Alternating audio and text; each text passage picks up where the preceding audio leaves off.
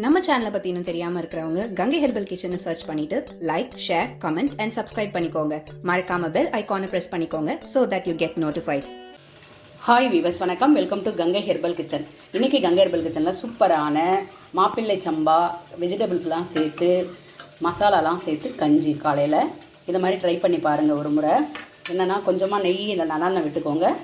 பட்டலவங்க உங்களுக்கு ஸ்பைசஸ் தேவையான ஸ்பைசஸை ஆட் பண்ணிக்கோங்க. நான் வெறும் பெருஞ்சீரகம் தான் சேர்த்துருக்கேன், இஞ்சி பூண்டு சேர்த்துருக்கேன். காய்கறி என்ன காய்கறி வச்சுருக்கீங்களோ அது எல்லாமே சேர்த்துக்கோங்க. சேர்த்துட்டு நல்லா வதக்கிட்டு நெய் இல்லை நல்லெண்ணெய் அது உங்களுடைய ஆப்ஷன்.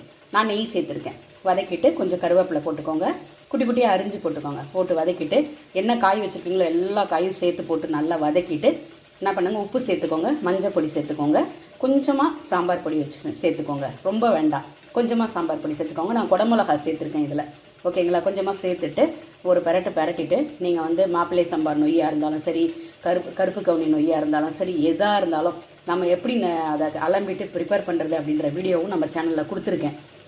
அப்படி இல்லைன்னா குருணை அப்படின்றவங்க வயதானவங்களாக இருக்காங்க, செய்ய முடியல அப்படின்னு இருக்கிறவங்க நீங்கள் கடையில் கூட வாங்கிக்கலாம், ஓகேங்களா. நான் எனக்கு கடையில் வாங்குறதுல உடன்பாடு இல்லை. நான் நிறைய டைம் சொல்லியிருக்கேன். நான் ப்ரிப்பேர் பண்ணுறது எப்படின்றத வீடியோவும் உங்களுக்கு கொடுத்துருக்கேன். அதை அந்த ப்ரிப்பேர் பண்ணி வச்சுருக்கிற ஒரு கப்பு, குட்டி கப்பால் ஒரு கப்பு எடுத்துக்கோங்க.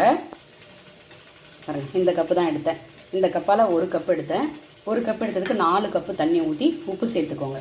உப்பு சேர்த்துட்டு நல்லா கலந்து விட்டுட்டு என்ன பண்ணுங்கள், மூடிட்டு 3 விசில் வச்சு எடுத்திங்கன்னா சூப்பரான வெஜிடபிள்ஸ், அதை பாரம்பரிய ரைஸ் எது வேணால் சேர்த்துக்கோங்க, மாப்பிள்ளை சம்பா கஞ்சி ரெடி ஆகிடும்.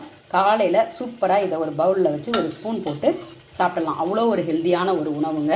இன்றைக்கி ஒயிட் ரைஸ் இல்லை இன்றைக்கி, ஏன்னா வாரத்தில் ஒரு நாளோ 2 நாளோ நம்ம தவிர்த்துருவோன்றது நம்மளோட சப்ஸ்கிரைபருக்கு தெரியும். இன்றைக்கி என்ன பண்ணியிருக்கேன்னா பொடி இட்லி கொடுக்கலாம் மத்தியானத்துக்கு அப்படின்ட்டு இதுவும் சிறுதானிய இட்லி தான் ஊற்றி வச்சுருக்கேன். இதோட கூட வெஜிடபிள்ஸு ஆவியில் வேக வச்சு ஸ்டீமில் வச்சு பெப்பர் போட்டு கொடுத்துருவேன்.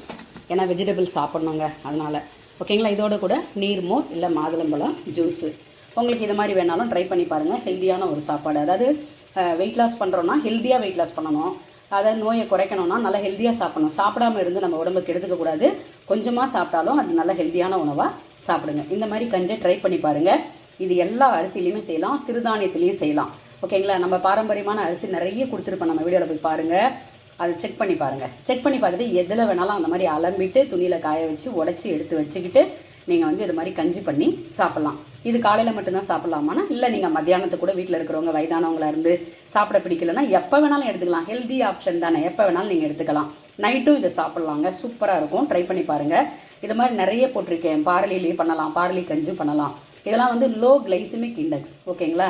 அதனால் லோ கிளைசிமிக் இண்டெக்ஸ்னால் போய் நெட்டில் தேடி பாருங்கள் என்னென்ன. நான் நிறைய பதிவுகளில் சொல்லியிருக்கேன், ஓகேங்களா. ட்ரை பண்ணி பாருங்கள். இன்றைக்கி ஒயிட் ரைஸே இல்லை நம்ம வீட்டில், அதனால் இந்த மாதிரியான உணவுகளையும் நீங்கள் சாப்பிட்லான்றதுக்காக தான் உங்களுக்கு இந்த வீடியோ பதிவு பண்ணுறேன். இந்த கஞ்சின்றது ஈஸியாக எல்லாராலையும் பண்ண முடியலையா, பேச்சுலர்ஸும் பண்ணலாம், குட்டி பசங்களும் பண்ணலாம், வயதானவங்களும் பண்ணலாம்.